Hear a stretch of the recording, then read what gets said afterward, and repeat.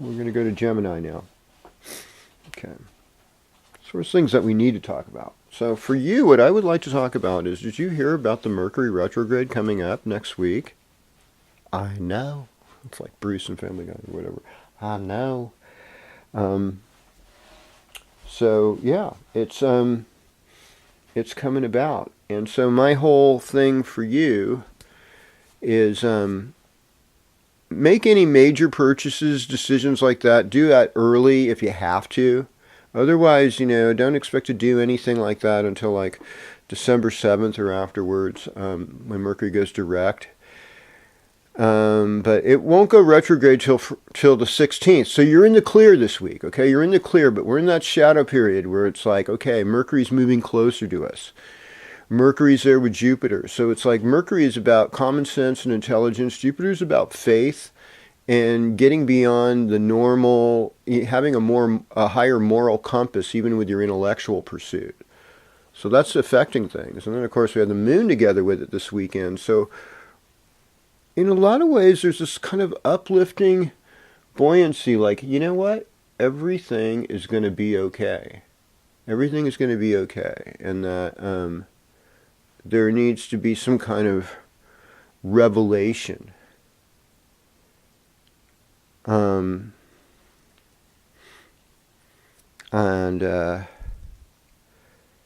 I want everything to be good, and I think there's a capability that we have to make things better. I mean, your relationship front is really strongly hit this weekend because of everything filling up in your 7th house with at least with the moon and Mercury and Jupiter. And so, one of the things I'd warn people about this weekend is just this tendency to exaggerate. So let's not just like exaggerate about our relationships or things. I know it seems more interesting. Sometimes it is. We're really good at it. But, your genuine self is the more free, higher vibrating, beautiful self. And there's nothing like self-love. Okay. So, I think like one of the things is Neptune in the 10th house. So there's this whole thing of how can I have a higher love, a higher aesthetic, a spiritual vibe, if you will, at my workplace. Yeah.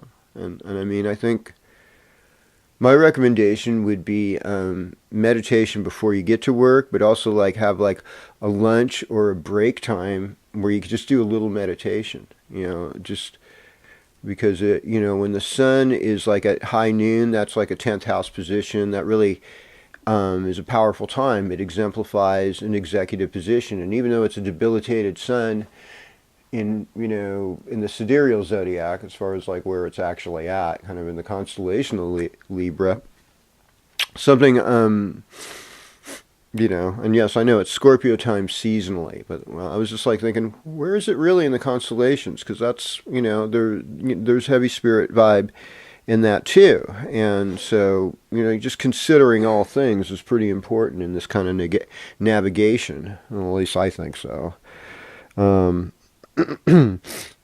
Although some would say it's confusing. But, hey, we're Geminis, I mean, this should not be confusing. We're going to make it happen. And now that Mars is almost out of your 8th house into your 9th house, you're going to be ready for more adventures. So, yay. Okay. Next up.